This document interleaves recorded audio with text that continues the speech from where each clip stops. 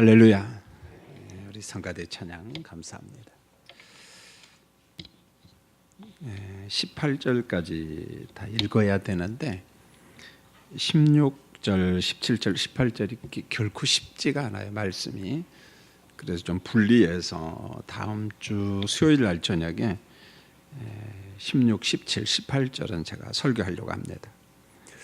이제 오늘 데살로니가전서 9번째 설교인데, 데살로니가 교회의 장점과 단점을 오늘 본문이 소개를 하고 있습니다. 장점은 사랑이고 단점은 이 종말 신앙에 대해서 데살로니가 교회가 오해를 하고 있습니다. 여러분, 구절을 보면은 이 데살로니가 교회가 얼마나 서로 사랑하는가, 그들의 장점을 설명하는데, 여러분 9절 말씀을 같이 한번 보겠습니다. 시작. 형제 사랑에 관하여는 너희에게 쓸 것이 없으면 너희들 자신이 하나님의 가르치심을 받아 서로 사랑하니라. 이게 데살로니가 교회의 가장 큰 자랑은 하나님의 말씀대로, 그 짧은 시간 말씀을 배웠습니다만 그 말씀대로 서로 사랑하는 그런 교회였습니다. 얼마나 이 서로 사랑을 잘했냐면 사도 바울이 그렇게 말합니다. 사랑에 관한 한 더 이상 쓸 것이 없다, 이렇게 말합니다. 서로 사랑하는 대표적인 교회하면 어느 교회입니까? 데살로니가 교회. 우리도 기도할 때 어느 교회처럼 되게 해주시라고 기도해야 돼요? 데살로니가 교회처럼. 그런데 고린도 교회는 데살로니가 교회와 전혀 또 달라요. 우리가 앞서서 수요 예배 때 공부를 했잖아요. 그래서 고린도전서 1장 12절을 보면은 고린도 교회는 분파가 많았습니다. 바울파, 게바파, 아볼로파, 그리스도파, 이렇게 막 분열이 됐죠, 교회가. 이 고린도 교회 분위기가 참 억셌습니다. 목회하기가 정말 어려운 교회인데, 요즘도 기도하다가 종종 묵상을 합니다. 2000년 전에 고린도 교회를 그저 말씀을 통해서 간접으로 좀 느낄 수 있지만은, 나보고 목회하라면 내가 목회할 수 있을까 하니까 전 이렇게 말할 수 있어요. 하나님, 나 못하겠습니다.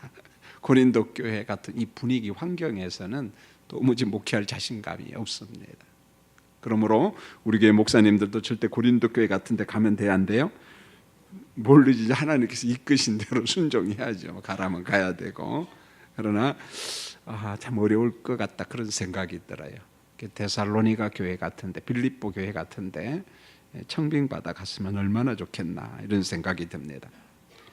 그러나 데살로니가 교회는 하나님의 말씀에 잡혀서 서로 사랑하는 정말 좋은 교회였어요. 그러나 이 종말 신앙에 대해서, 죽음에 관계된 약간의 좀 오해들, 문제가 있는데, 자, 먼저 계속해서 어느 정도 그러면 사랑했는가? 10절을 보면은 그 범위가 이렇게 쭉 나와요. 어디까지라는 범위가 나오는데, 여러분 10절 봅니다. 시작. 너희가 온 마게도냐 모든 형제에 대하여 과연 이것을 행하도다. 형제들아 고나노니 더욱 그렇게 행하고. 온 마게도냐 지역에 있는 형제들을 사랑한다.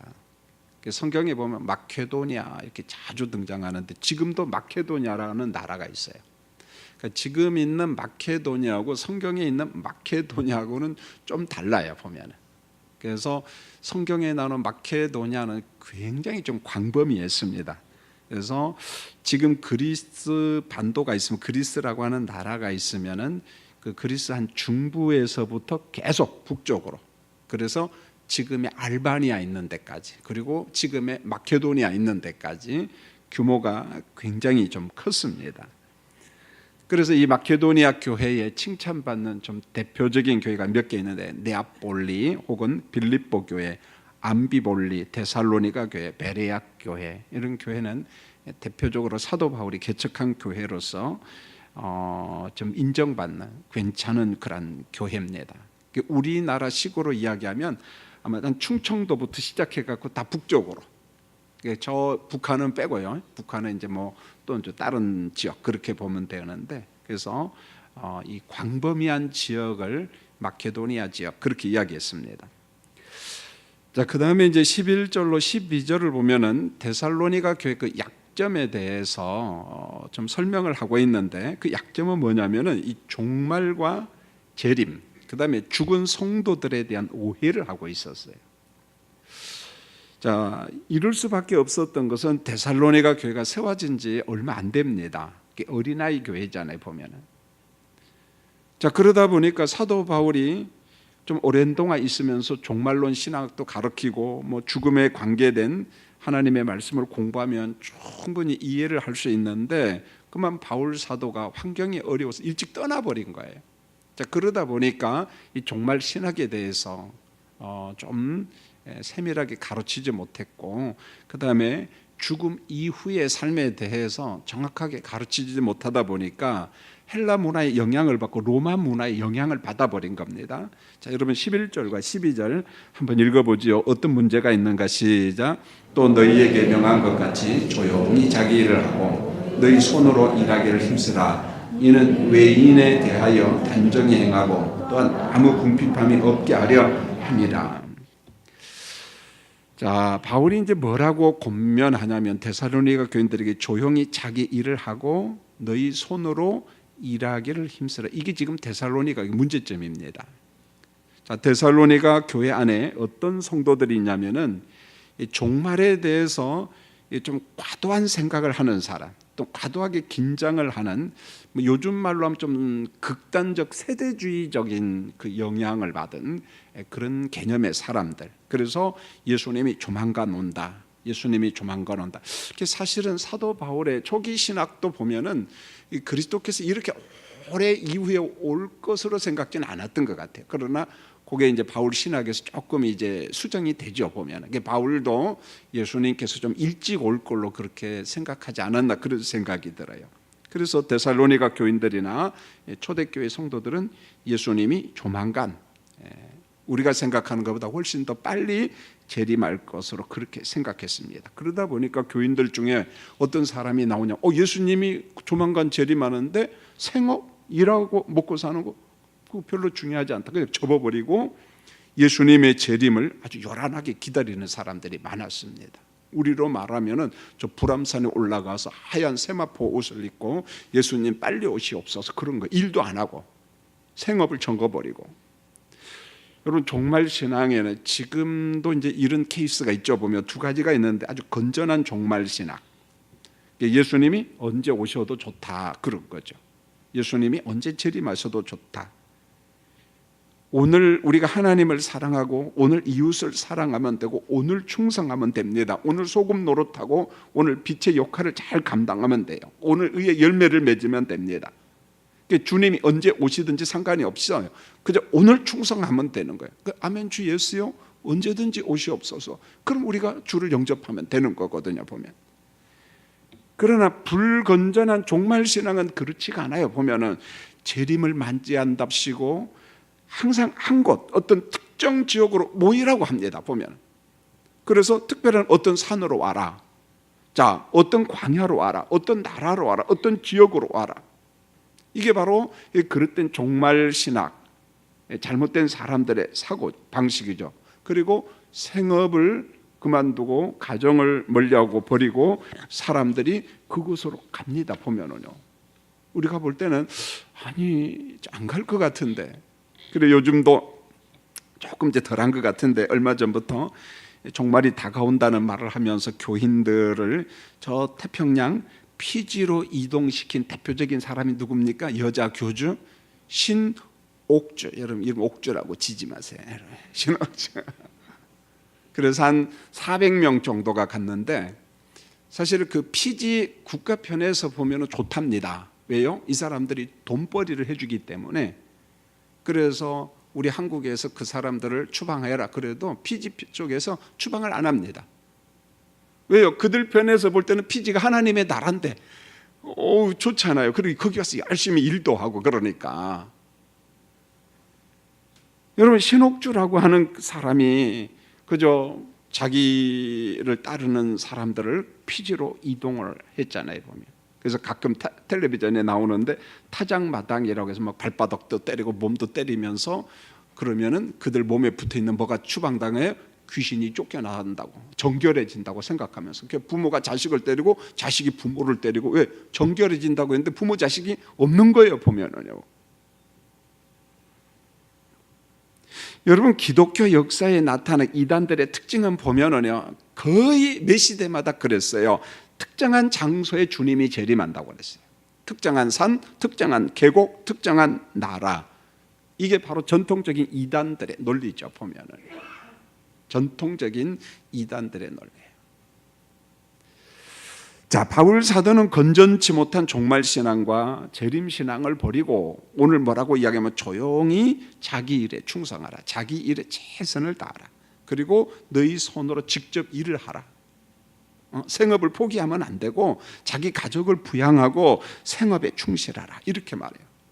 그 자기 일에 충성하라, 그 정도를 뛰어넘어서 12절에 보면은 이는 외인에 대하여 단정히 행하고, 그렇게 말합니다. 여러분, 외인의 문자적인 의미는 데살로니가 도시에 살고 있는 일반인들, 비그리스도인들입니다. 여러분, 성도와 교회는요, 우리 주변에 있는 일반인들로부터도 존경받을 만한 행동을 해야 돼요. 우리 석간중앙교회가 그렇게 되기를 원합니다. 주변 사람들이 볼 때 괜찮다, 참 모든 면에 있어서 참 좋은 교인들이다. 외인들이 볼 때 그러므로 극단적인 언어, 이것도 안 돼. 극단적인 행동, 그것도 안 돼. 왜냐하면 전도의 문, 지름길이 다 막히는 겁니다. 전부 다 막히는 거예요. 또한 아무 궁핍함이 없게 하려 함이라. 여러분, 잘못된 종말신앙 때문에 생업을 버리면, 하던 일을 버리면 어떻게 돼요? 가난해질 수밖에 없죠. 보면은요, 먹는 게 다 떨어지고. 성도들은 건강한 노동을 통해서 경제적인 자립을 해야 되고, 심지어는요, 노후대 측도 하나님의 일반 은총 영역 속에서 아주 지혜롭게 준비를 해야 돼요. 건전한 노동을 통해서. 엉터리 종말신앙에 빠지면은요, 궁핍해져요. 가진 재산 다 없어집니다. 어디다 다 갖다 바쳐버려요. 피지에 들어간 사람들이 나오고 싶어도 이제는 방법이 없는 거예요. 왜요? 여권 다 빼앗겼죠. 그 공동체에 못 나오는 거예요, 보면은요. 여기 성실교회 김형복 목사님이 작년에 그쪽으로 단기 선교를 갔다 왔는데, 그러더니 저 사람들이 바로 신옥주의 아류들이다. 오고 싶어도 못 나온다는 거예요. 여권 다 빼앗겼죠. 뭐 다 빼앗겨가지고. 여러분, 바른 종말 신앙이라는 건 적어도 4가지가 있어야 되는데, 예수님의 재림을 소망해야 돼요. 자, 그릇된 종말론을 주장하는 사람이 있을지라도 종말은 있어요, 없어요? 있어요. 주님의 재림 있어요, 없어요? 여러분, 있습니다. 그러므로 우리는 주님의 재림을 소망하면서 살아가야 돼요. 자, 주님이 언제 재림하셔도 좋아요. 매일 우리 생업에 어떻게 해요? 충성해야 돼요. 우리 생업에 충성해야 돼요. 그리고 매일 주님의 이중 계명을 실천하는 거예요. 하나님을 사랑하고 이웃을 사랑하고 의의 생활을 하고 복음적인 삶을 사는 겁니다.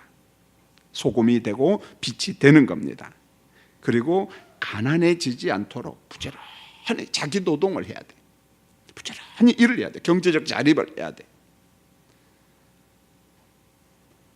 그 다음에 13절로 18절을 보면은 성경적인 바른 종말 신앙에 대한 말씀이 나오는데, 여러분 조금만 집중하면 됩니다. 자, 16절, 17절, 18절은 그저 분리해서 다음 주일날 제가 말씀을 전하겠어요.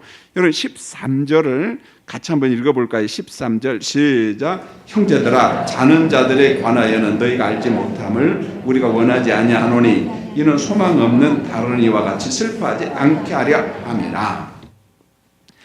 자는 자들은 누굽니까? 육신이 죽은 사람들이에요. 자, 교인들 중에는 예수님의 재림이 조만간 있을 것으로 봤어요. 데살로니가 교회, 초대교회 그랬습니다.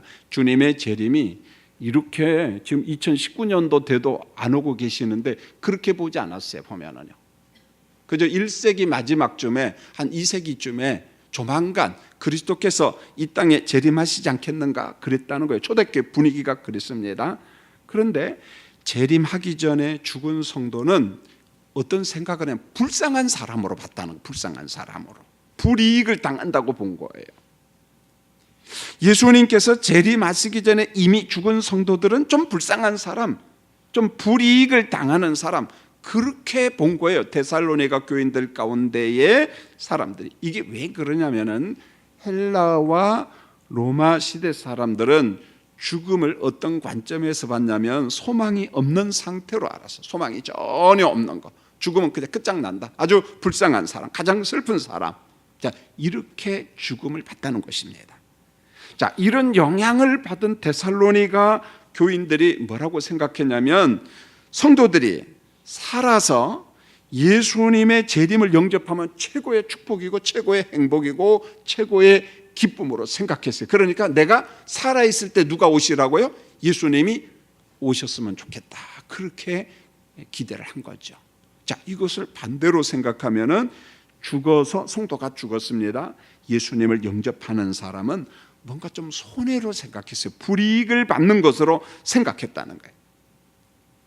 그래서 잠자는 자들, 다시 말하면 예수님이 재림하기 전에 죽은 사람들을 보면은 예수를 안 믿는 일반인들처럼 슬퍼했다는 거예요.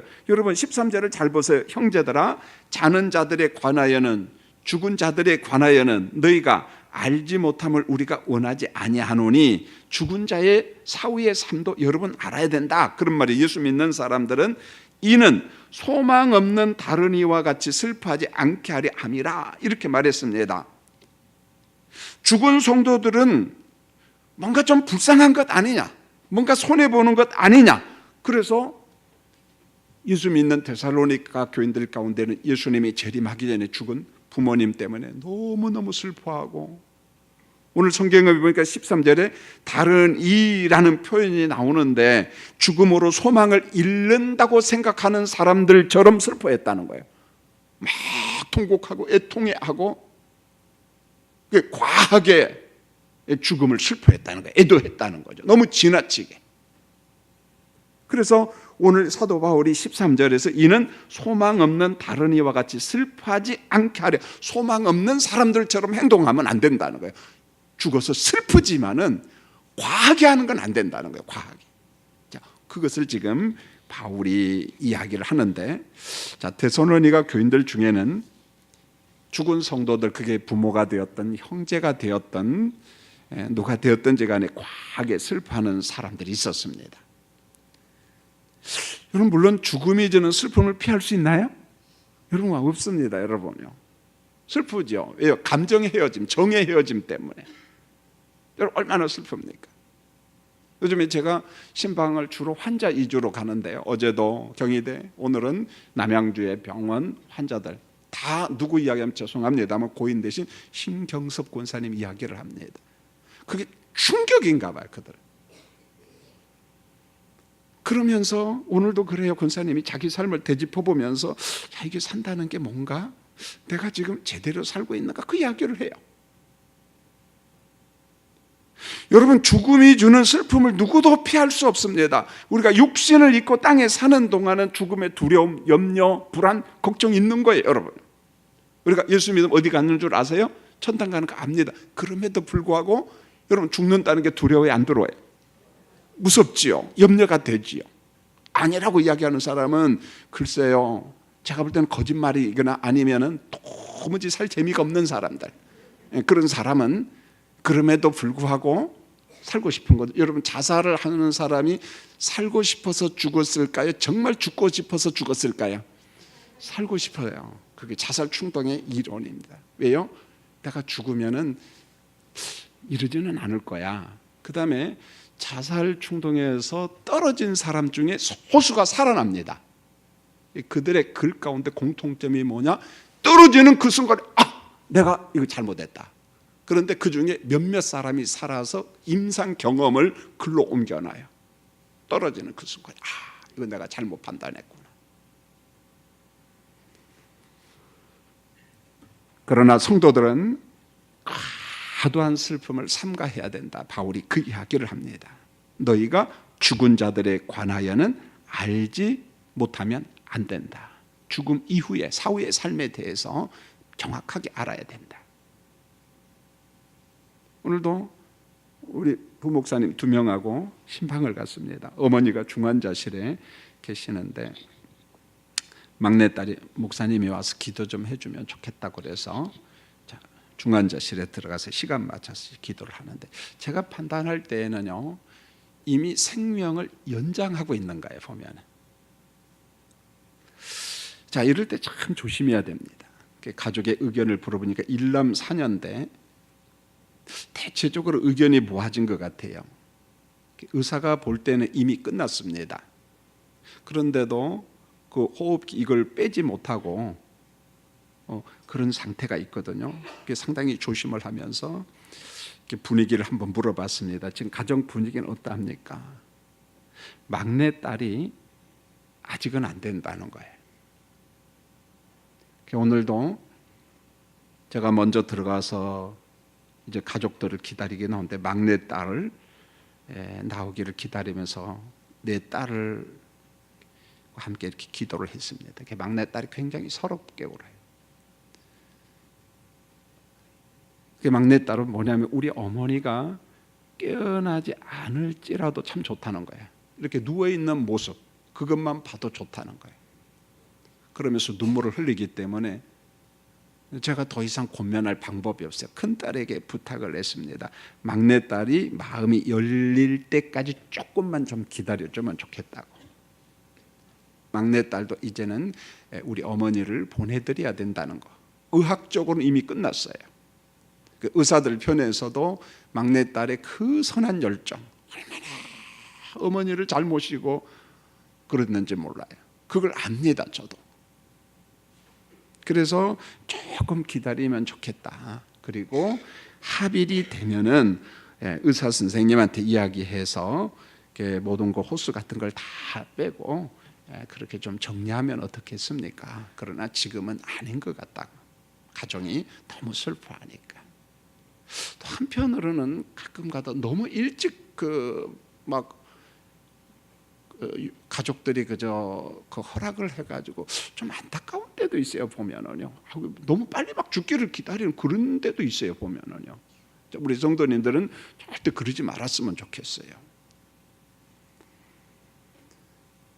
자, 13절에서 말씀한 자는 자들을 해석하면서 소수는 이런 사람들이 있어요. 영원 수면설을 주장하는 사람이 있어요. 사람이 죽으면 육신은 매장하고 화장을 하든지 영혼은 이제 어떻게 되느냐, 주님의 품으로 돌아간다. 자, 이렇게 말하는 사람도 있지만은 이제 그의 영혼은 수면, 잠의 상태로 쭉 들어간다. 이렇게 주장하는 사람이 있어요. 여러분, 본문 13절은 영원 수면설에 관련된 말씀이 아닙니다. 단지 육신의 죽음을 무엇으로 비유한 거예요?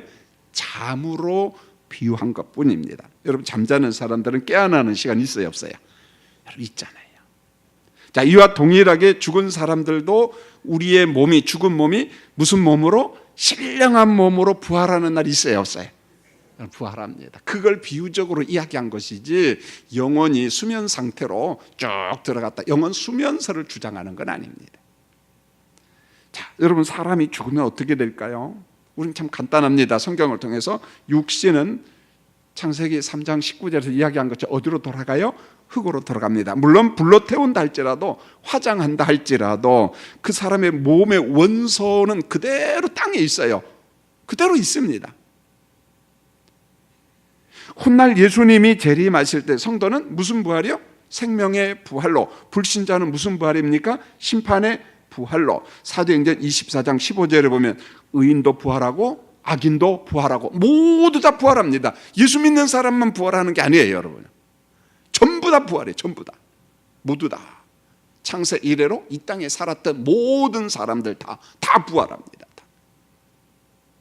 이제 부활이 좀 다르겠죠. 한 사람은, 한 종류는 생명의 부활, 한쪽은 심판의 부활. 그래서 성경은 의인과 악인의 부활을 동시에 강조합니다. 동시에. 자, 그러면은 성도들의 영혼은 어떻게 되느냐는 거예요. 여러분, 영혼이 잠을 자는 거예요? 여러분, 아니에요. 영원 수면설은 비성경적입니다. 영혼은 죽어도, 육신이 죽어도 언제나 의식이 있어요. 의식이. 고린도후서 5장 8절에 이렇게 말합니다. 몸을 떠나 주와 함께 있는 그것이라. 자, 죽으면 육신과 영혼이 분리되잖아요. 자, 육은 흙으로 돌아갑니다. 뭐 화장을 하든지 뭐가 됐든지 간에 하나님께서 알아서 관리할 겁니다. 전능자가.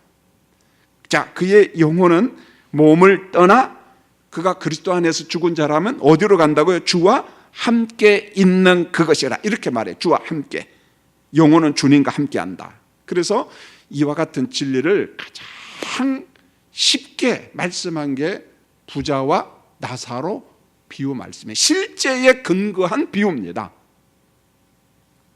누가복음 16장 19절로 31절을 보면은 예수님이 비유로 말씀합니다. 부자와 나사로의 말씀. 죽은 이후에 영혼 상태를 정말 가장 잘 설명했어요. 비유로 말씀이지만. 자, 성도 이건 불신자 이건 영혼은 언제나 의식이 있습니다. 그래서 예수님의 그 말씀 부자 비유의 말씀을 보세요. 나사로 의식이 있어요, 없어요? 의식이 그대로 있습니다. 자, 음부에 내려간 부자 의식이 있어요, 없어요? 그대로 다 있습니다. 비유지만은 실제에 근거한 주님의 말씀이라는 거예요. 그냥 아무것도 없는 어떤 황당한 이야기를 하는 게 아니라는 거예요. 여러분, 우리가 죽음이 한번 물어봐서 어디 갑니까? 여러분 예수 믿었기 때문에 죽으면 어디 가요? 정말 확신합니까? 가봐요 알죠 하는 사람 손 들어보세요. 우리 교인은 없네. 참 감사합니다. 믿음의 연수가 굉장히 많은 사람도 그 부분에 대해서 회의적인 생각이 들거든요. 정말 어디 갈까? 그래서 가봐야 알죠 이렇게 말해요. 그러면 정말 낭망이 오죠. 그런 사람들은 성경 공부 다시 해야 돼요. 자, 우리가 천당에 간다, 낙원에 간다. 여러분, 낙원도 우리가 조심했으면 좋겠어요. 낙원이 있고 천당이 따로 있고, 여러분 그렇지 않아요. 성경에 보면 낙원을 곧 천당이라고 이야기했어요. 하나님의 나라. 그래서 생명나무가 있는 낙원 그렇게 이야기했어요. 그래서 이것을 등급화하면 안 돼요, 여러분. 낙원이 있고 그럼 연옥교리가 생겨버려요. 낙원이 있고 잠시 있다가 천당에 들어가고 그렇게 말하면 안 돼요. 우리가 하나님의 말씀을 통해서 특별히 계시록의 말씀을 통해서 얼마든지 설명할 수 있는데요. 여러분 계시록 21장과 22장을 보면 성도들이 영생하는 새하늘과 새 땅, 옛하늘과 옛 땅, 옛 바다가 아닌 새하늘과 새 땅, 하나님의 나라에 대해서 이야기를 하면서 그것은 고통도 없고 질병도 없다. 우리가 장례식장에서 수없이 듣잖아요. 땅에 있는 어떤 죽음, 사망의 공포 그런 게 없습니다 보면은. 그럼 천국에 가서 여러분 우리와 같은 일상생활을 할 것 같아요? 안 할 것 같아요? 제가 언젠가 공부 시간에 어느 그룹에서 물어보니까 우리 장로님이 정확하게 이야기를 하시더라고요. 여러분 궁금하죠? 그것도 그렇게 말하고 싶어요. 가봐야 알죠? 어떤 것 같아요? 자, 성가대 제가 한번 물어보세요. 천당에 가면 어떻게 살 것 같아요? 예? 생활 거기도 아마 말량이 있을 것 같아요. 먹을 것 같아요? 안 먹을 것 같아요? 천당에 가면 과실나무. 똑똑해요. 어느 교회 권사님이세요? 권사님은 이해를 하는 것 같아요 보면은요. 근데 일부의 사람들 물어보면 말을 못합니다. 여러분 천국에 가면 놀고 먹을 것 같아요? 그냥 아무것도 안 하고 그냥 뭐 할 것 같아요? 그런 천국 재미없는데 뭐하러 가려고 하세요? 여러분 천국은 재미가 있을 것 같아요? 없을 것 같아요? 행복할 것 같죠? 그러면요 옛하늘과 옛 땅과 달라요. 옛하늘과 옛 병원도 있고 죽음도 고통도 있는데 새하늘과 새 땅 하나님의 나라 낙원은 그런 게 있다 없다? 없다. 그러면 뭐밖에 없어요? 우리가 한번 생각해 보세요. 하나님을 찬미하고 기뻐하고 즐거워하고 그런 거잖아요. 그러면은 여러분 먹는 게 즐거워요 안 즐거워요? 너무 행복하잖아요. 그럼 천당에 가도 먹을 게 있을 것 같아요 없을 것 같아요? 근데 다이어트 걱정하면 천당일 것 같아요. 정확하게 설명할 수는 없지요. 그럼에도 불구하고 오늘 권사님이 이야기한 것처럼 생명나무 열매가 천당에 있어요 없어요? 그럼 생명나무 열매 관상용입니까? 먹으라고 만드는 거예요. 먹으라고 있는 거예요. 그 다음에 천당에도 물을 마실까요 안 마실까요? 보좌로부터 무슨 물이 흐른다고요? 생명수 물이 흐르고 이렇게 이야기합니다. 그 물은 그냥 보기 좋은 물 그게 아니에요. 마시라는 거예요. 이처럼 먹음이 있고 정상적인 생활을 하는데 지속적으로 강건함의 복을 우리에게 주시는 거예요. 누가? 아버지 하나님께서 지속적으로 강건함의 복을 주는 거예요. 천당은 무미건조한 그런 곳이 아니라 가만히 우두커니 그냥 보고 누구만 보고 그럼 무슨 재미가 있어? 그건 천당이 아니지. 거기는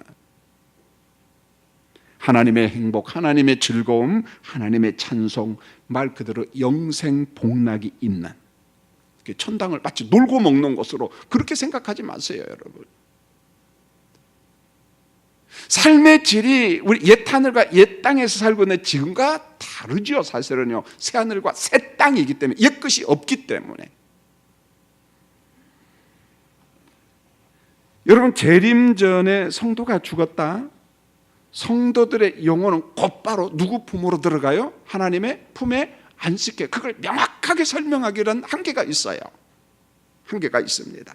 그런데 성경은 살아도 주와 함께하고 심지어는 무엇해도 죽어도 주와 함께하고, 단지 우리가 이 땅에 살다 보니까 죽음으로 헤어진다는 이미지, 죽음은 뭔가 요단강 건너 저 멀리 간다라고는 이미지 때문에 좀 뭔가 좀 불안하고 그런 거죠. 지금 우리가 지상에 살고 있는 우리 인식의 한계 때문에 그러는 거예요. 우리가 인식하는 한계 때문에 그런 거예요. 맨날 부르는 게 요단강 건너 다시 만나자 그러니까 요단강 건너 저 멀리 어디론가 가는 그런 이미지 때문에.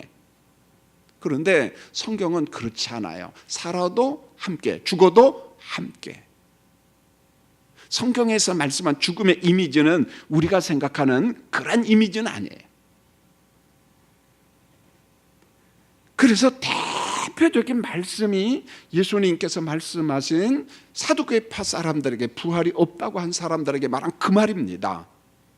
예수님이 말을 했어요. 하나님은 산자의 하나님이라고 했어요. 죽은 자의 하나님이 아니라. 그러면서 우리가 그토록 존경하는 믿음의 조상인 세 사람, 아브라함의 하나님, 이삭의 하나님, 야곱의 하나님, 그것을 하나님이 말씀하신 죽음에 실제로 우리가 받아들여야 돼, 믿어야 된다는 거죠. 자, 역사 속에 아브라함 죽었어요?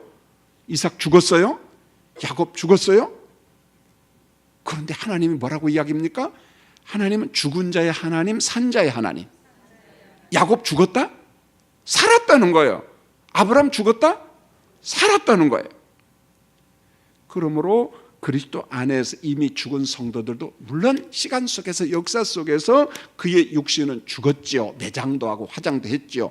그런데 그의 영혼은 바로 어디에 있다는 거예요? 우리가 그토록 존경하는 믿음의 조상 아브라함과 함께 거하셔야, 할렐루야, 이삭과 함께 있다는 거예요. 이게 성경이 말씀한 사후 생활이에요.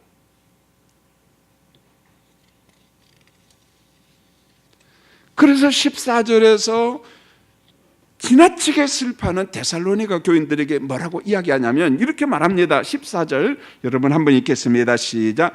우리가 예수께서 죽으셨다가 다시 살아나심을 믿을진대 이와 같이 예수 안에서 자는 자들도 하나님이 그와 함께 데리고 오시리라. 이렇게 말씀해요. 예수님이 십자가에 죽었어요. 장사 지낸 바 되셨어요. 생명으로 부활했어요. 이것을 믿을진대 이렇게 말합니다.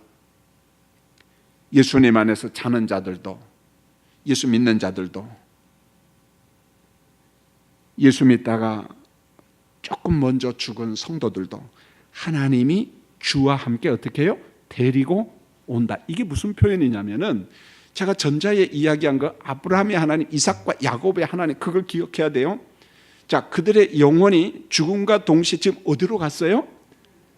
하나님의 나라에서 안식하고 있어요. 하나님과 함께 계셔요.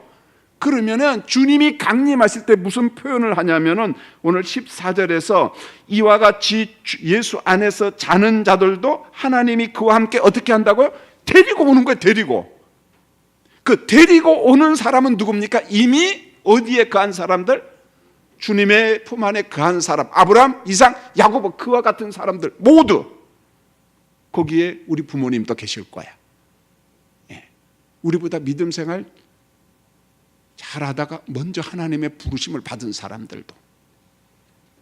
여러분, 데리고 온다는 말은요, 부활을 전제한 말씀입니다.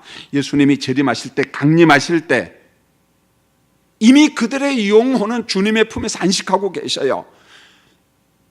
주님이 강림하실 때 순간 신령한 몸으로 부활하고 부활한 몸과 주님 품에서 안식한 영혼이 어떻게 해요? 연합하여. 그런 말이잖아요.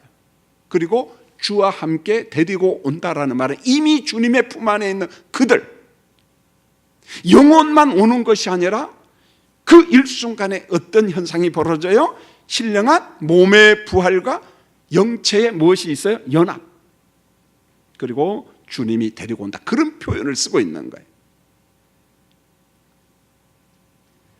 그러면서 15절에 데살로니가 교인들을 위로하면서 죽은 성도들에서 너무 슬퍼하는데, 과도하게 슬퍼하는데 그러지 말라는 거예요. 자, 15절에서 이렇게 말합니다. 15절 한번 읽을까요? 시작. 우리가 주의 말씀으로 너희에게 이것을 말하노니 주께서 강림하실 때까지 우리 살아남아 있는 자는 결코 앞서지 못하리라. 살아남은 자는 누구예요? 예수님이 지금 오늘 성경이 이야기하는 게 예수님이 강림하실 때까지, 그 직전까지 이 지상에서 어떻게 해요? 살아있는 사람. 여러분, 그들도 주님이 강림하실 때 옛 몸의 상태로 그리스도를 영접할 수 있나요? 그 몸도 변화돼야 되나요? 그 몸도 변화돼요. 변화된다는 차원에서는 똑같아요. 신령한 영체로 변화돼야 돼요. 죽은 자가 신령한 몸으로 부활하든지 이 땅에 그때까지 살아있는데 옛 몸의 상태로는 주님 영접할 수 없어요, 여러분. 살아남은 자라는 말은 예수님이 강림하실 때까지 땅에 살아있는 그 성도, 그러나 옛몸의 상태로는 주님을 영접할 수 없습니다. 그 다음에 자는 자라는 말은 예수님이 재림하기 전까지, 강림하기 전까지 이미 죽은 성도들. 그래서 살아남아 있는 자도, 이 말은 데살로니가 교인들을 향한 말이에요. 주님이 재림하실 때까지 살아남은 자는 복된 사람, 주님이 재림하시기 전에 죽은 사람은 좀 덜 복받은 사람. 그렇기 때문에 막 슬퍼하고 과도하게 울고 막 그런 사람, 그러면 안 된다는 거예요. 그래서 살아남아 있는 자도 뭐라고 이야기합니까? 죽은 자보다 결코 앞서지 못한다는 말입니다. 이 말은 무슨 말인 거냐면은 재림 전까지 살아있는 자나 재림 전까지 죽어있는 성도나 차별이 있다 없다 똑같다는 말입니다. 여러분, 15절을 또 오해하면 안 돼요. 우리가 주의 말씀으로 너에게 이것을 말하노니 주의 강림하실 때까지 우리 살아남아 있는 자도 자는 자보다 결코 앞서지 못하리라. 그러니까 이걸 또 반대로 해석하. 그러면 죽은 자가 뭔가 좀 더 유리한 거 아닌가? 아니요. 차별이 있다 없다? 차별이 없다. 똑같다는 말입니다. 전혀 차별이 없어요. 그래서 성도들은 죽으나 사나 전부 다 하나님의 거룩한 백성으로 차별이 없다는 거예요. 그래서 지금 우리 성도님들이 우리가 장례식을 치르고 그런 찬송가를 부르고 그러다 보니까 지금 우리가 가지고 있는 인식으로 자꾸 사후 세계를 보다 보니까 어떤 그런 그 불안한 이미지, 그리고 죽음의 영혼은 마치 저 멀리 어딘가에 있는 것으로 그렇게 보는데 그렇지 않다는 거예요. 그래서 여러분 꼭 기억하십시오. 아브라함의 하나님, 이삭의 하나님, 야곱의 하나님, 누구의 하나님? 나의 하나님. 하나님은 죽은 자의 하나님이 아니라 무슨 하나님? 산자의 하나님. 그래서 하나님의 나라가 종말적, 미래적인 것이지만 가끔은 현재형으로 이야기합니다. 우리가 이 땅에 살고 있지만 예수를 믿는 순간에 영적인 상태로 우리는 지금 하나님의 나라에 살고 있는 것으로, 바울이 그렇게도 이야기를 합니다. 하나님의 나라가 미래적 나라이지만은 동시에 현재적 나라로 이야기할 수도 있다는 거예요. 그래서 성도님들이 이게 쉽지는 않아요. 제가 언젠가 수요일 날이나 수요일이 아니라 부활절 설교를 제가 준비를 하면서 죽음 설교를 좀 준비해야겠다, 그렇게 해서 지금 준비를 해놨는데, 성도님들이 개개인이 기도할 때마다 죽음을 내 손바닥에 올려놓고 내 죽음을 한번 보는 게 쉬운 건 아니에요. 뭔가 좀 불편합니다. 죽음을 묵상한다는 게, 나의 죽음을 생각한다는 게. 그러나 피할 수 없어요. 한 번 죽는 것은 사람에게 정하신 것이기 때문에. 중요한 것은 죽음을 어떻게 우리가 믿음으로 수용하느냐는 거예요. 자, 그랬을 때 아브라함을 한번 보세요.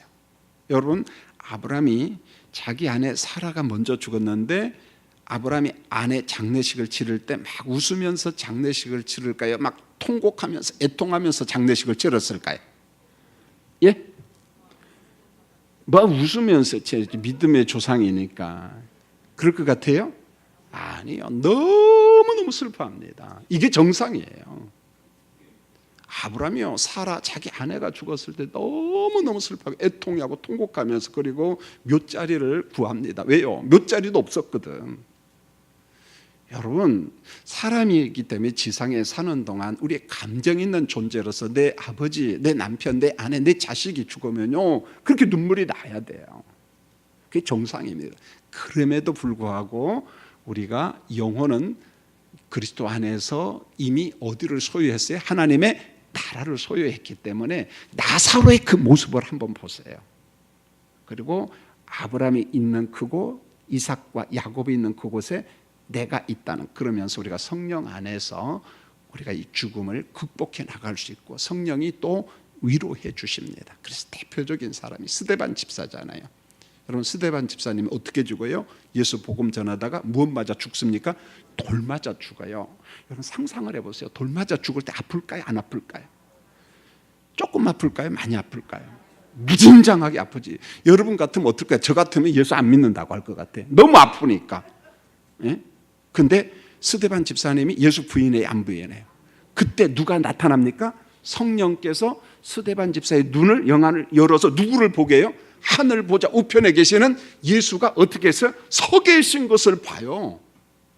무슨 말이냐면은 순교 직전에 돌 맞아 죽는데 얼마나 고통스럽겠어요. 피를 흘리면서 통증으로 미칠 지경 아니겠습니까? 돌 맞는다고 바로 죽는 게 아니잖아요. 아마 12시간, 24시간, 이틀도 갈 수 있을 거예요. 그런데 성경에 보면은 모든 그 죽음의 고통을 누가 극복해 합니까? 오로지 성령이에요. 성령이. 그래서 우리가 기독교 역사가 순교 역사인데 순교를 어떻게 감당하냐? 그 사람의 의지 가지고 감당할 것 같아요? 천만의 말. 저는 기독교 유적지를 무척 많이 다녔어요. 영국, 프랑스, 이태리, 스위스 많이 돌아다녔어요. 전부 다 그 당시 어떻게 했냐? 불구덩이 속에서 잡아 죽였어요. 여러분, 화형당한다는 게 얼마나 끔찍합니까? 그 속에서 예수 믿을래 안 믿을래? 정상적인 사람은 안 믿는다고 합니다. 왜요? 그 고통을 어떻게 감당합니까? 낭만적으로 받아들이면 안 돼요. 그럼에도 불구하고 예수를 거부하지 않은 것은 누가 주권적으로 그를 잡고 있어요? 성령께서 잡고 있어요. 할렐루야. 성령 충만함이라는 게 그거예요, 여러분요. 그저 방언 몇 마디 하고 그런 개념의 성령 충만으로 오해하지 마세요. 내 삶이 그리스도를 배반하지 않도록, 하나님을 거부하지 않도록 성령께서 우리를 강권적으로 잡아내니까 불구덩이 속에서도 죽어가면서 그리스도를 부정하지 않는 겁니다. 그러므로 매일의 삶 속에서 매 순간 우리는 누구의 통치를 받아야 돼요? 성령의 지배, 성령의 통치, 보혜사 성령의 위로를 받아야만이 죽음의 고통을 이길 수가 있는 거예요. 예. 여러분, 큰 환난과 핍박 중에 말기암 환자로 극한 고통 가운데 있는 사람을 위해서 중보기도할 때 이것밖에 없어요. 성령이요, 스데반 집사를 붙잡아 준 것처럼 그를 잡아주세요. 그를 위로해 주세요. 그래야만이 극복할 수가 있어요. 할렐루야. 예. 그래서 오늘 말씀의 결론은 결국은 성령이에요. 자, 광고 말씀드리겠습니다. 감사헌금 우리 김동철 집사님 봄신방 감사헌금 여러